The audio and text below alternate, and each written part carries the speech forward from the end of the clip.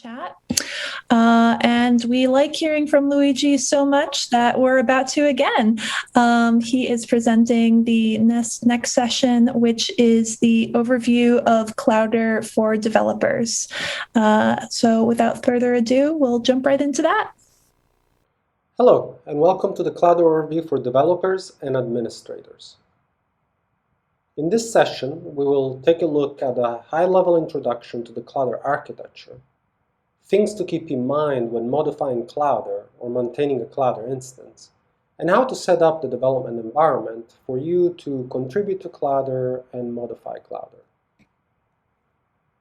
Clowder was designed to make it easy to extend and to make it possible to grow both horizontally and vertically. So where possible, we leverage existing technologies and common patterns. This enables us to handle millions of files and petabytes of data. The core of Clowder is a web application written in Scala using the Play framework. This framework was chosen because of its ability to mix Java libraries and the flexibility of the Scala programming language, and also because of its full asynchronous model built on top of Akka, which makes it very performant. So this core requires and runs on the Java virtual machine. There are two sets of endpoints. One returns the HTML pages that a user will see and interact with in the browser, and one is a set of Web API endpoints used by clients to interact with the systems. These endpoints are return JSON for the most part and follow the RESTful architecture principles. So both are protected by an internal authorization and authentication mechanism. So when looking at a play action implementing an endpoint, the first thing you will see is a definition if the user needs to be logged in or not, and if so, what kind of specific permissions they're required. Internally, the code follows a model view controller architecture, and each controller uses an extra layer of services to access the backend databases and other services. Developers can implement different versions of these services to interact with different backends. For example, in the bottom left, we can see that by default, the metadata service stores things in MongoDB, and the search index uses Elasticsearch. But one could use different backends by implementing certain Scala traits. So maybe they want to store metadata in a triple store. Or maybe they want to use Apache Solr. We also have plugins, which are just services that can be turned on and off. For example, not all Clowder instances might need extraction bus. Views are mostly server-side framework Scala views with some JavaScript used here and there. The data previewers, for example, are pure JavaScript. The extraction bus is implementing using RabbitMQ, an open-source publish-subscribe broker used to let information extractors know when a relevant event has happened and what information is needed for the extractor to run. The extractor then uses the same external web API to interact with the core and store new information. Multiple instances of the core, that is, this basically orange box, can be run in parallel behind a proxy, such as Traffic or Nginx, to scale out to heavy loads. At the top, we have custom clients. Each project might have its own custom clients communicating through the web API. For example, custom Python scripts as part of a data pipeline, custom clients to upload data, custom dashboards to visualize data in a specific way, and so on. Information extractors down here run completely independent of the core, just like the MongoDB instance or the Elasticsearch instance. For each extractor type, multiple instances can be running at the same time. So when necessary, extractors communicate with external services. For example, in this diagram shows extractors interacting with high-performance computing batch queues, such as Torque or Slurm. So at runtime, you will potentially be running multiple instances of the Clowder core web app, a MongoDB cluster, an Elasticsearch cluster, an instance of RabbitMQ, and potentially a large number of information extractors. Everything in here is containerized to make it easier to deploy, and we recommend Docker Compose or Kubernetes Helm charts for doing that. So when it comes as a developer to modifying Clowder, it really comes down to modifying a few components. You have the core, and that means modifying Scala, writing code in Scala, JavaScript, and knowing how to talk to things like Elasticsearch or MongoDB, at least having a basic understanding of how these works and do queries against them if that's part of what you're modifying. In the case of extractors, for the most part, you will be using Python, unless you decide to use a different language, but that's the most common, and we'll see why in a second. Previewers are pure JavaScript, and Web API clients can be written in any programming language. So you might just modify one of these things, and if you do, you don't need to know about the rest. So if you're writing extractor, you don't need to know Scala and JavaScript, and so on. They're all somewhat independent, and they really do require slightly different knowledge. So because of that, and because there's so much knowledge embedded for each one of them, we have a series of sessions that you can attend over the next couple of days regarding each one of these components. Later on today, there will be a data previewer section that will describe previewers in more detail and also how to create new ones. Tomorrow, we will have two sessions on extractors. One, a introduction and a high-level view of what information extractors are and how they work. And then we'll have a specific session on how to create a new extractor, how to develop a new extractor. We will also have a session on deploying Clowder. So as an administrator, how would you go about creating and maintaining an instance of Clowder. And we'll also have a session on a technical dive of the Clowder core. So some of the things that we just briefly mentioned, we'll go into detail and we'll show you actual code. So when deploying Clowder or modifying Clowder, the first thing that you will want to do is modify the behavior, the default behavior of Clowder. And this is done by creating a custom folder under the root of the app. There's a conf folder that has all the reference files that you will be overriding in the custom folder. But you do not want to modify the conf folder. That's included in the actual build of Clowder. So what you want to do is copy what you want to modify from custom to conf.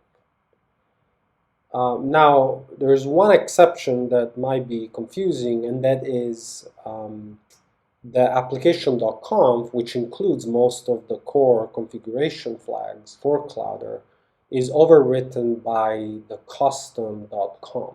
So you're creating a custom.conf file and then just scoping over the variables from applications.conf that you want to modify. Other common files that you might want to modify are the play.plugins, which is a way of enabling and disabling plugins, and we have a few of those. The logger.xml file, for example, to change the log level, and the mimetypes.conf, which we'll talk about in a second. So for example, we mentioned that services are a way of modifying how Clowder works, where the information it stores ends up being stored.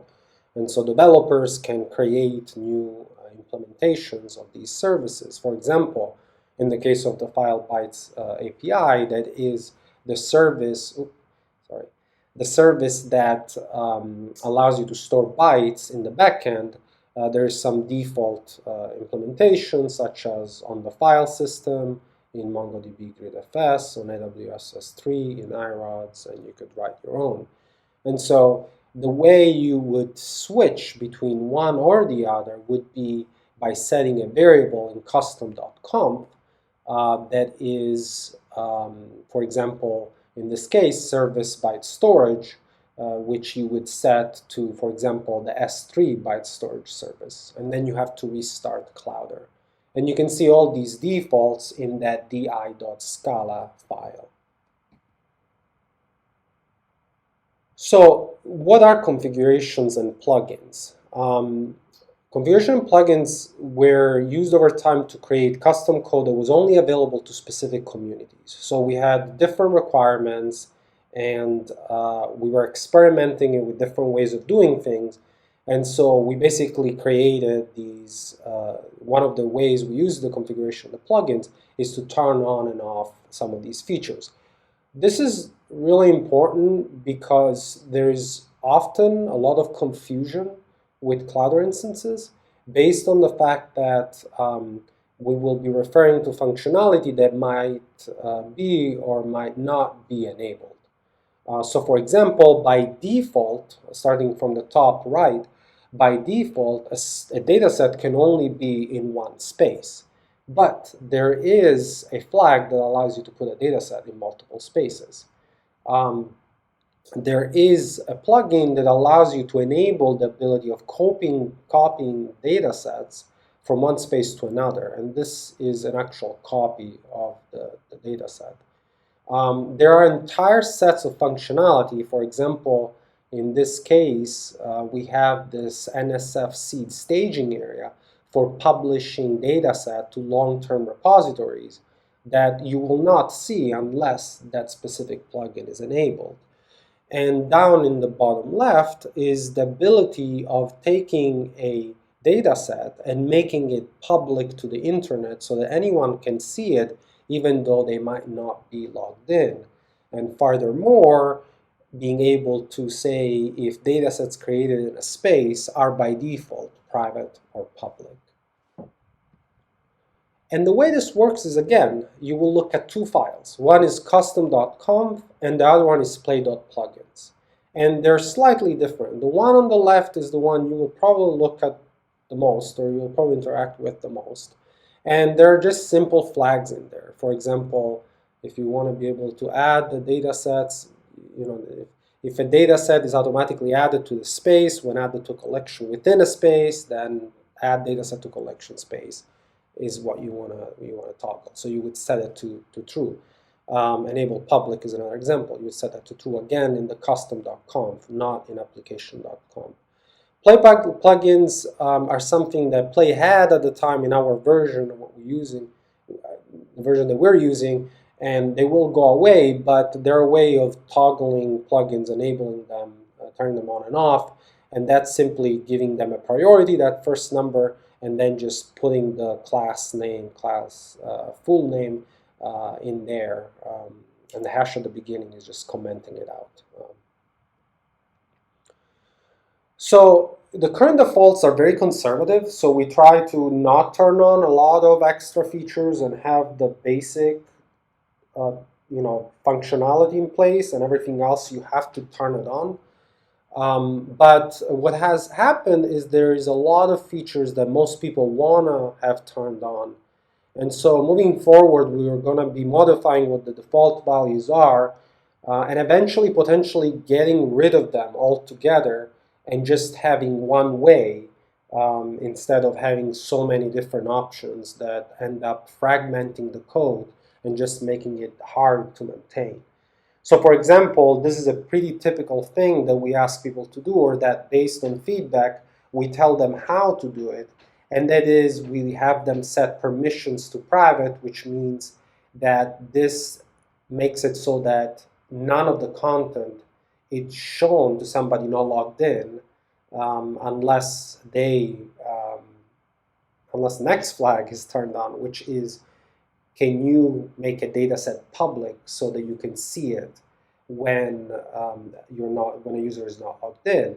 The third one is an interesting one, which by default we have it set to false, but it allows administrators of the entire instance to actually verify a space and make it so that it appears on the interface in the listings, in the global listings.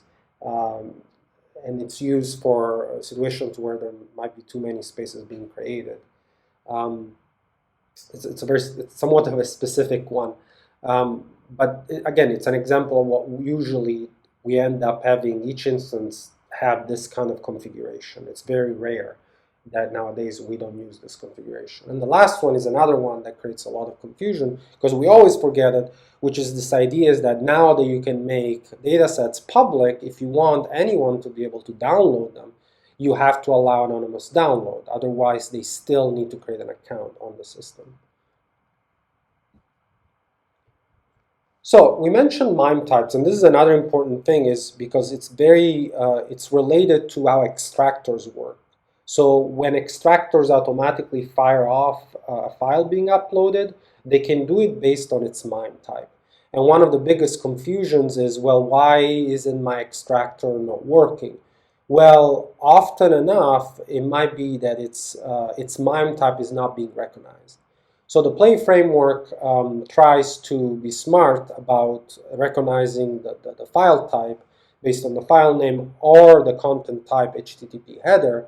But if it doesn't, then it sets that file type to application octet string, just bytes, right? And that's something that you can pay attention to. You can go on the file page and see if it says that, and then you know that it's going out with the MIME type, and if you have an extractor expecting some specific MIME type, it will not see it. And so the way you add to this list of built-in MIME types is in custom. You create a mimetypes.conf, and in there you will say MIME type dot, and that's that NII in this example. It's the ending of the file name, and then you will give it the MIME type that is the official MIME type or that you made up that you want that file to be recognized as. Once you do this, you restart, and then next time you upload a file that ends in .nii, for example, it will then be tagged as having MIME type image /nii. So when it comes to the web front end, the HTML part of the core, most of it is Play Scala templates, 90% of it. But one of the things to keep in mind is that in a few places, and so those are server-side templates, which means the HTML is created on the server, and then it gets sent with some JavaScript, it gets sent to the client. In a few cases, we actually do the UI on the client side using handlebars.js. So it's kind of similar to what you would see in a rich client application. Specifically, we do that in the user metadata widgets to add new metadata. So there's a way using handlebar.js and a little bit more JavaScript templating language to create new types of metadata widgets. And also when we show the search results. So that you can search and filter, and we don't reload the entire page. But there's also so that's where those handlebars is used for the most part. There's also one place where we do something slightly different, which is there's some JavaScript that does an asynchronous call to the server that then gives it the HTML that then gets added to the page here. And this is the listing of files on the data set. And so the reason why we're mentioning this is because if you work with this code and you're modifying this portion of the system, you might find this very confusing. When it comes to the web service API, something that's important to keep in mind is that users can create as many API keys as they wish under the profile. So you go to your own profile, there's a tab, API keys, and in there you can create new ones. But some will be generated by the system. So you might see underscore, in this case, extractors, and the system creates that because it will use that key when communicating with extractor. So it will tell the extractor, use this key when communicating back with the API. And so the thing to keep in mind about these API keys, so once you have an API key, you write your client using that API key, so not your credential, your username and password, but a key. And you can have a key for every client that you're developing, so it's easy, you know, if something goes wrong to delete it, create a new one, or to track, you know, which one is being used the most. These keys respect user permissions. So when you use the key, obviously, if your user cannot do certain things on a data set, then obviously the key will not be able to do certain actions. If you're listing data sets, it will only show you the ones that you can view. Now, if you are an administrator of the system, of Clowder, a super admin, then you can add this parameter to any call, superadmin equal true, and it will do the same thing that you would do in the GUI. It will basically put you in a mode where you can see everything. But again, the only accounts that can do this are admin accounts. And you can learn more about the API, you know, and all the endpoints by going to that page, documentation page on the Clowder website, or by on any Clowder instance clicking on API, and it will take you there and use the definition of the endpoints from that particular Clowder instance. So when it comes down to extractors and PyClowder, the idea is that extractors don't have to be written in Python, but PyClowder in Python is the easiest and more robust and maintained way to do so. There is a Java library that is available in GitHub. It's in alpha mode. We could definitely use developers using it and testing it and improving it. But one thing to keep in mind as a developer of the system is that really the only thing that your extractor needs to be able to do, the only like requirements that you have when writing an extractor is that one, it can communicate with RabbitMQ. The standard is open source, and there's plenty of drivers for RabbitMQ. It can interact with the Clowder API. So once you get the message in the RabbitMQ, which is just plain JSON, then all you're doing is talking back to Clowder using the HTTP JSON API. And again, almost all languages can do that.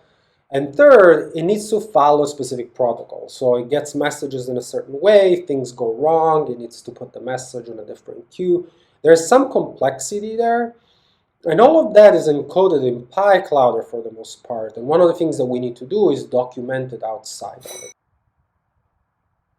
So all of the core code is available on GitHub under the Clowder Framework organization.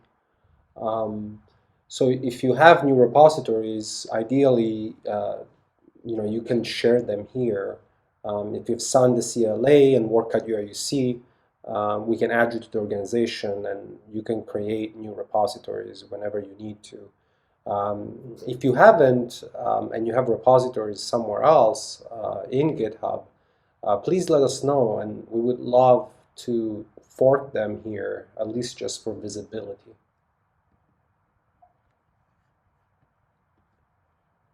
Now there is still the NCSA Bitbucket. There is plenty of code there that hasn't been moved to GitHub. It will be moved to GitHub soon. We're trying to be selective and make sure that it's, if we move it, it's updated to the latest libraries and versions and so on. There's a lot of extractors and some experimental clients. So even if you don't plan on using any of these extractors, they might have some code that you might find interesting. So if you need help, the easiest way is to ask on Slack. Please join Slack, ask there if you have any questions. There is also an NCSA wiki that has a lot of information, both for developers as well as users and administrators. And so our goal is to eventually move all that content, or at least the relevant content, to the GitHub wiki. But we have to start that process. And so for now, please do go look at the wiki and browse around and see if there's anything that you find of use. Okay, so now we're going to switch to how to set up the development environment. So you're new to Clowder, you want to contribute, you want to modify Clowder. So how do you go about doing that? So first and foremost, you want to clone the core. So that's a specific repository inside the Clowder framework GitHub organization called Clowder. You can use any client, obviously, any Git client to check it out, to clone it.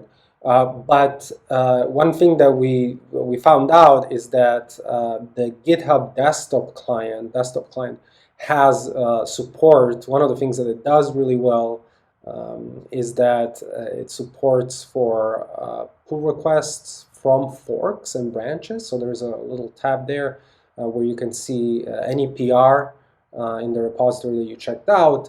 And the advantage of this is that if it's from a fork, you don't actually need to add that remote to your list of remotes. It just does it for you, which is just a convenience thing, but it is nice to know. This repository also includes the Docker Compose file to set up the stack using Docker containers. So that's another important, another reason to start there. You want to install OpenJDK 8. Clowder does not work with Java greater than 8. This is because the current version that we run requires Scala 2.10 and 2.10 requires 2.8.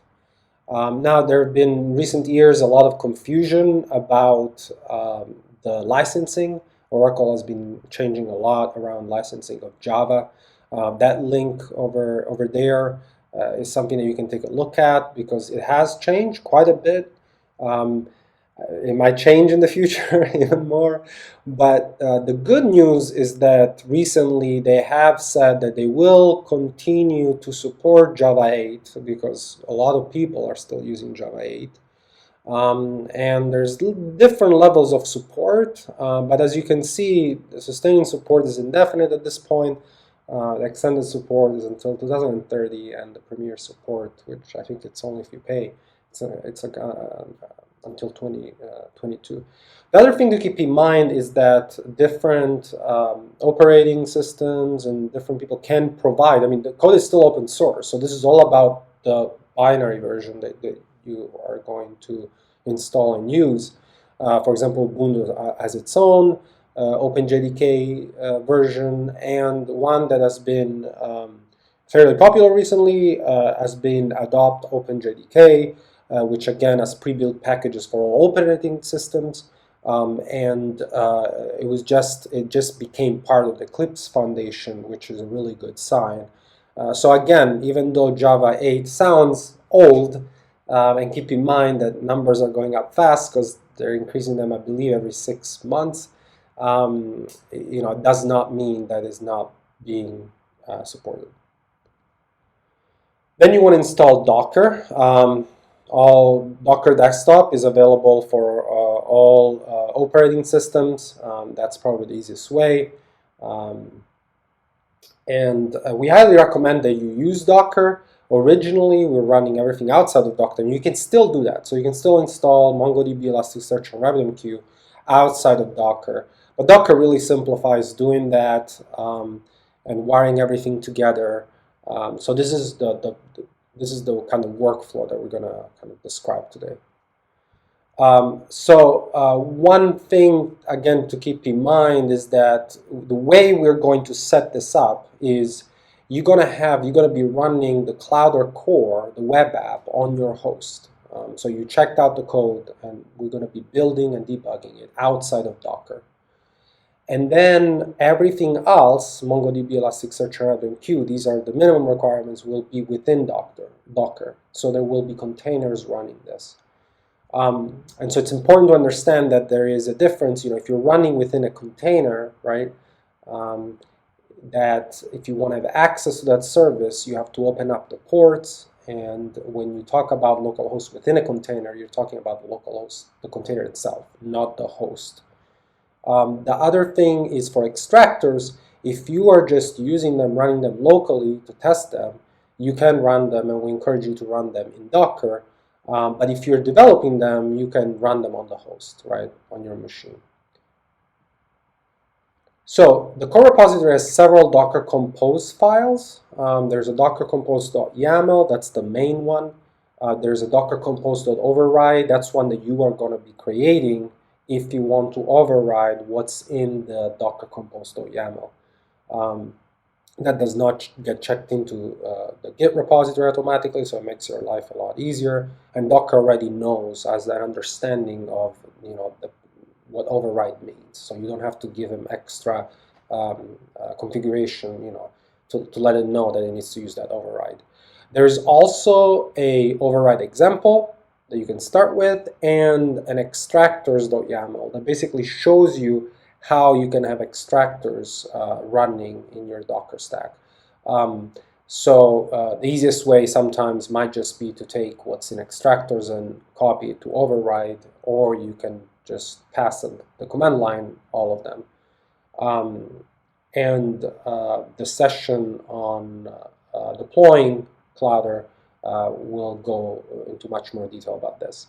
So the bottom line is, once you are ready in the shell, in the Clowder directory, you can run Docker Compose up, and that will bring everything up, including the core of Clowder. So that's everything defined in Docker Compose. So what we actually recommend you do, just for development purposes, is to run Docker Compose up and then specify the services: Mongo, Elasticsearch, and RabbitMQ. So only these 3 services will be running. So that's what it looks like. So in our override,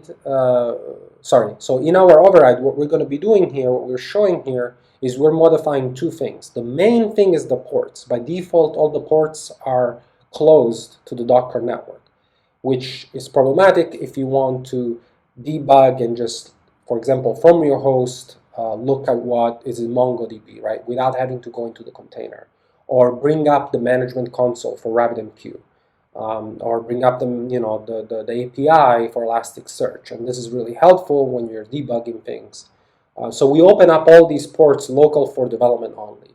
And here we also show that if you want, you can override other things, for example, like the image. In this case, Mongo, we're using a higher version of Mongo on our local for development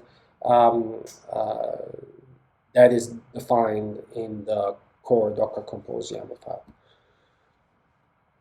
The other thing that we suggest you do is you take the volumes that some of these containers need and you map them to a local directory on the host. And this is so that between restarts of the Docker stack, you're still keeping what you've changed.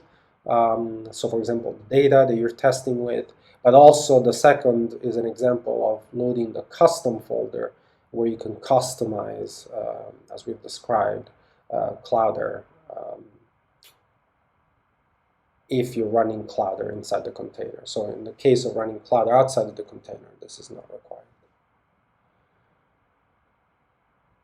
And then in the Docker Compose, you override, you can add an example of an extractor. So here we see what the ID of the image is. We want it on the Clowder network. It requires the RabbitMQ service to be running. And this sometimes is needed, sometimes is not, but it basically just says, how to connect to RabbitMQ. So then we switch to IntelliJ. So you can run, you can compile the code without IntelliJ, the Scala code, the core.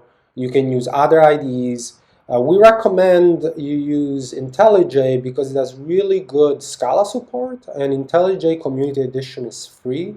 And the Scala plugin now includes support for the Play framework. Before, you had to get the pay version, but now it's included.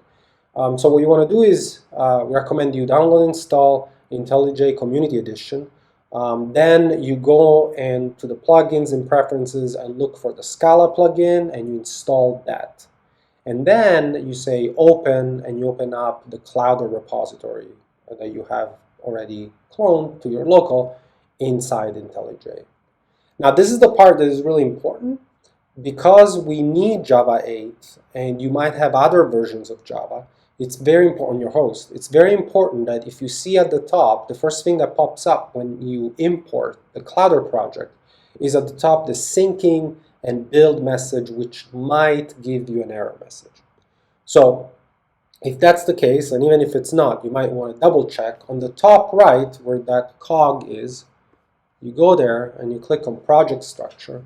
And then what you see in project structure is a pull down that basically shows you all the Java versions you have on your host. You want to pick 8 or 1.8. And then you want to click on this refresh build or restart IntelliJ. This is also very important. And then it will use 1.8 and will be able to compile it, and then you're good to go. The next thing you want to do is you want to configure the run debug configuration in IntelliJ. So what you will be doing is you will open up the run debug configuration and you will add a new configuration, and if you have the plugin installed, you'll see there is a play to app configuration. That's it. If you do that, you'll see, you can give it a name, Clowder, and it'll be ready to go. But there's one very important step that you have to do, which is you have to add a flag that points to your JNotify within your JDK 8. If you do not do this, what will happen is that compilation will be very slow. I don't remember if this is just on Macs, but that's definitely something to keep in mind. I think, so if you see that your compilation is very slow, then that's what you have to do. And you can see more information about this particular issue and other JVM configurations in our wiki at this link. And then once you have it ready to go, then you can hit play to actually run the app. And you can also debug, which is one of the most important things when developing, and IntelliJ is really, really good. Their debugger is really, really good. So just quickly, once you're in IntelliJ, the other reason is there's a bunch of really, really helpful shortcuts. These are just some of them. If you have other ones, please put them in the chat. But if you control-click on a definition of a method, it will jump to the code. It will take you to that definition, which is really, really, the best way to be, looking at code, especially code that you haven't written. Command O double shift opens up the open file dialog that allows you to type in the name of a file, and it will take your class and it will take you there, which again is really, really important to be able to jump around. Control-Shift-F is, or Command-Shift-F, I should say, on Macs, is find a string of text in any of the files in the project. And then Control-Shift or Control-Shift plus and minus is collapse and uncollapse file structure. Again, on Mac, that control here might be Command. I apologize for the confusion. But again, it collapses everything, inside the file. And it's really helpful to kind of browse through. So if you don't want to use IntelliJ, then you can install the simple build tool. That's what's running inside IntelliJ that actually does the compilation and the execution and all that. You can get it from their main website, but there's also a version of it that we embed with Clowder. So if you want, without installing it externally, you can do /sbt run, and it will run inside the terminal. So that's inside the code, that version of it. But if you're going to be doing a lot of this, it might make sense to get the latest SBT outside of Cloud. So this is another very important step. If you are developing extractor and testing extractors locally, and you're using the setup where Clowder is running on the host, and everything else is running inside containers, including an extractor you're testing. If that's the case, when you go and submit a file for extraction, so if you go, you'll be testing Clowder, you'll always be seeing, you can use localhost, right? And 9000 is the port, the default port. So you can open that port and you can interact with Clowder and everything will go fine. But if you go and click submit on a file, you get an error in the extractor. And the reason is because the extractor is getting the local host as the host name, and because it's running in a container in Docker, it thinks that that's inside the container. So what you can do is you can get your local IP of your host, you can use that, and Clowder will come up, and then when you submit it, the extractor will talk back through the API using that interface. This is, again, another very typical reason for confusion for people working with Cloud or developing Cloud. Thank you. Questions? Thank you so much for that overview, Luigi. Really appreciate that. If there's anything that was covered in the chat that you'd want to highlight for the recorded video as well, we can share that. Yeah, definitely. Yeah, sorry, that was a little bit of a longer session. I think it was 40 minutes talking, but especially the second half, hopefully it's really helpful for the future for those of us who will be making modifications to Clowder, because there's a lot of gotchas in there that usually confuse people. So in terms of questions that have already been asked, I guess one that maybe I'll just kind of mention is does Clowder have a limit? So David Schultz asks, does Clowder have a limit on parallel extractors? If I submit 100,000 files at once, do they all start or only the first N? Thinking of HPC schedulers which have queue limits. So basically the answer is yes, it works in a similar way. So the RabbitMQ broker that we use behind the scenes, whenever an event happens, it's set up with queues as well. And the publisher is basically the Clowder instance that says, oh, somebody uploaded a file, or somebody just added metadata, or somebody manually submitted this file for execution. And we have a queue per extractor. And then the extractors of that type are basically the subscribers to that queue. And they just pick one job at a time. And so what that means is from the queue. And what that means is that the number of extractors or specific type that you have basically gives you the number of concurrent jobs you can have at one time. One thing that we have done in the past, especially for the Brown Dog project, was we would monitor the queues and automatically spawn more extractors when the queue grew to a certain size. So we can elastically kind of provision more instances depending on the number of requests. So it's kind of similar with HPC schedulers, but you do have a flexibility in growing and shrinking that pool potentially in a much easier way than you would have otherwise.